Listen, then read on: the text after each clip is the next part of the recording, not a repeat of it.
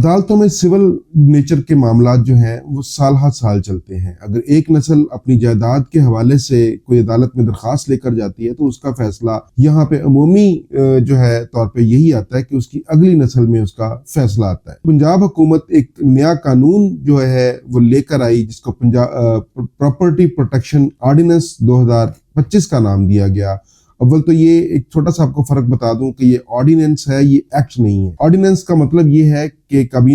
सूबाई काबीना ने इसको मंजूर किया और उसके बाद डायरेक्ट इसको गवर्नर पंजाब ने इसको मंजूर किया और ये एक ऑर्डिनेंस का हिस्सा बन गया, जबकि इसका एक टाइम पीरियड होता है और टाइम पीरियड होने के बाद या तो इसे असेंबली से पास करवाना होता है या ये खत्म हो जाता है। ये जबकि एक्ट ये होता है कि कोई बिल असेंबली में पेश होता है और असेंबली के जो मेंबरान है उसके ऊपर बहस करते हैं। बहस करने के बाद ये जो है कानून पास होता है और वो फिर अपने प्रोसेस से मुकम्मल होकर गवर्नर के पास जाता है, गवर्नर या प्रेसिडेंट के पास जाता है और उसके बाद वो कानून का हिस्सा बनता है। जबकि यहाँ पे डायरेक्टली इसको ऑर्डिनेंस के तौर पर पास किया गया, जिसके ऊपर काफी सारे तहफ्फुज़ात लोगों के खड़े हुए और लोग अदालतों में चले गए।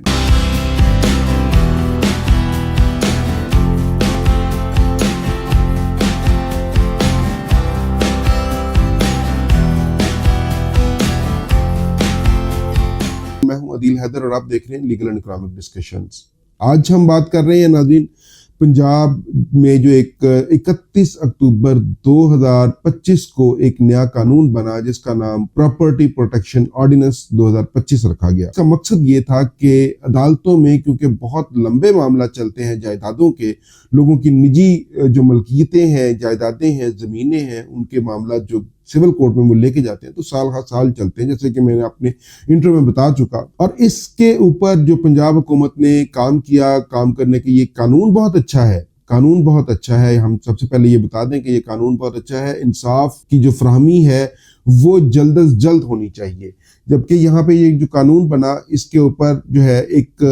कमेटी बनाई गई। इस कानून के अंदर जो इसकी जो मंदरजात हैं वो ये है कि एक कमेटी बनेगी। कमेटी का नाम DRC कमेटी होगा, डिस्प्यूट रेजोल्यूशन कमेटी, और उसकी सरबराही डिप्टी कमिश्नर उस जिले का करेगा और उसके बाद उसके अंदर जो है AC भी शामिल होगा और मुतल्लिका रेवेन्यू के लोग शामिल होंगे और उसके अंदर एक दरखास्त दी जाएगी। दरखास्त के अंदर जो है वो कमेटी जो अपनी सिफारिशात, अपनी ओपिनियन एक बनाएगी दोनों फ्रीकैन को सुनकर, और उस ओपिनियन को ट्राइब्यूनल में भेजा जाएगा जो कि 90 दिन के अंदर फैसला होगा। अब यहाँ पर हुआ क्या, जो एक आजकल एक टॉक ऑफ द टाउन बना हुआ है कि इसके अंदर हुआ क्या, इसका गलत इस्तेमाल कैसे हुआ, जिसको कि जो सरकारी वकील हैं उन्होंने अदालत में भी इस बात को कहा कि इसका गलत इस्तेमाल हो रहा है।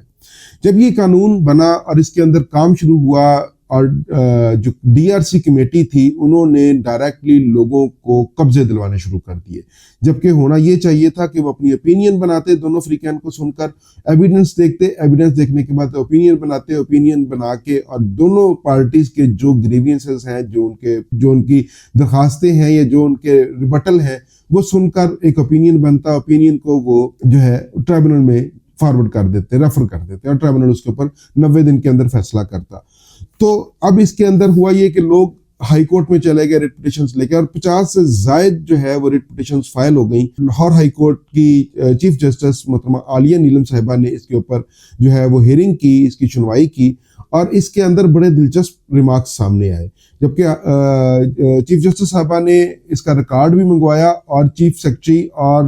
एडवोकेट जनरल पंजाब को भी साथ इन पर्सन तलब किया। जिस दिन केस की सुनवाई थी, जिस दिन केस की हियरिंग थी, एडवोकेट जनरल साहब और वो उस दिन अदालत में मौजूद नहीं थे, वो बीमारी की वजह से अदालत में मौजूद नहीं थे, जबकि चीफ सेक्रेटरी साहब वहाँ पर मौजूद थे।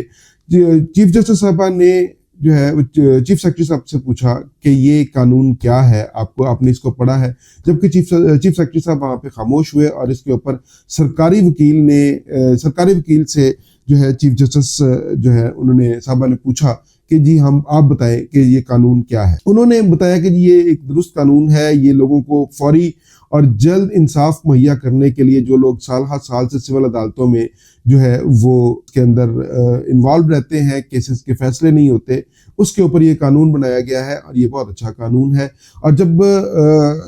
चीफ जस्टिस साहबा ने ये पूछा कि इसका गलत इस्तेमाल हो रहा है, जो कि लोगों की ग्रीवेंस थी जिसकी वजह से लोग हाई कोर्ट में गए थे कि हमारे जो फैसले, जो हमारे केसेस हैं, अभी सिविल कोर्ट, हाई कोर्ट और सुप्रीम कोर्ट में पेंडिंग है, और उसके बावजूद डीआरसी कमेटी जो है वो खुद से फैसला करके और उसके कब्जे लोगों के दिलवा रहे हैं। तो चीफ जस्टिस साहबा ने सरकारी वकील से ये पूछा कि आया ये इसी तरह है, तो सरकारी वकील ने ये कहा जाता है कि वहां पर जो है मुबैना तौर पर ये बताया कि जी बिल्कुल इसका गलत इस्तेमाल हो रहा है, मगर कानून दुरुस्त है। बड़े एक दिलचस्प रिमार्क्स सामने आए चीफ जस्टिस साहबा के, आलिया नीलम साहबा के, कि उन्होंने कहा कि इस तरह तो फिर कोई भी बंदा दरखास्त देगा और इसका तो फैसला आधे घंटे में, फैसला होने के बाद आधे घंटे में जाती उम्र तक भी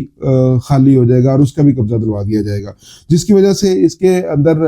काफ़ी जो चीफ जस्टिस साहबा है वो काफ़ी इसके ऊपर बरहम भी हुई कि ये कानून जो है ये अदालत जो आइन है उसके मुतसादम है। आइन के मुतसादम कैसे है? आइन के मुतसादम ये है कि आर्टिकल 10A जो है कॉन्स्टिट्यूशन का, वो ये कहता है कि हर शहरी को जो है वो हक़ सुनवाई हासिल है, उसको सुना जाना चाहिए। आइन के जो आर्टिकल 175 है उसके भी ये मुनाफी है कि जहां पर अदालतों के दायरा कार को महदूद किया जाए। सो इसके अंदर जो हाई कोर्ट के रिमार्क सामने आए, उन्होंने कहा कि ये एक इंतजामी कमेटी अदालतों के जो इख्तियारात हैं वो कैसे इस्तेमाल कर सकते हैं, ये अदालतों को, सिविल कोर्ट को, हाई कोर्ट को या ये सुप्रीम कोर्ट को कैसे सुपरसीड कर सकते हैं। सो इसके ऊपर जो है वो काफ़ी बरहमी का इजहार किया अदालत ने। ये कहा कि एक डीसी और मुतलका लोग बैठकर दरखास्त सुनकर किसी का भी फैसला कर देते हैं और अदालतों का कब्जा दिलवा देते हैं, और पुलिस या पीरा फोर्स के थ्रू जो है इसका कब्जा दिलवाया जा रहा है, जबकि पीरा फोर्स महंगाई और नाजायज़ तजावुज़ात को ख़त्म करने के लिए बनाई गई थी और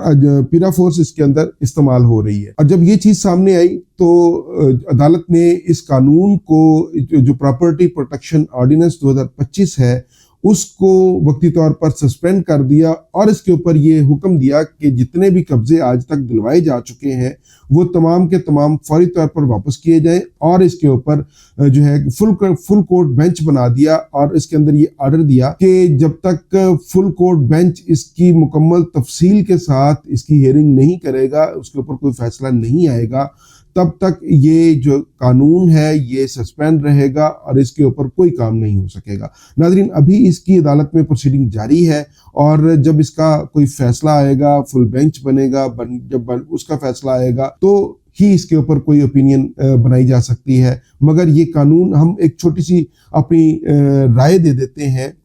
कि ये कानून बहुत अच्छा है। जिन लोगों की ज़मीनों पर नाजायज़ कब्जे हुए हैं या जिन लोगों की जायदादें जो हैं वो साल हर साल से लिटिगेशन में पड़ी हुई हैं अदालतों में, बिल्कुल उसके ऊपर कोई कानून बनना चाहिए जिसका फैसला 90 दिन, बिल्कुल एक हैंडसम टाइम है, बड़ा सफिशिएंट टाइम है। सो इसके ऊपर जो है वो चीफ जस्टिस, अब क्योंकि अदालत में ये मामला चला गया है और हम ये उम्मीद करते हैं कि अदालत भी इसके ऊपर कोई, ये इस कानून को मद्देनजर रखते हुए कोई सिविल कोर्ट्स में भी ये इस किस्म का फैसला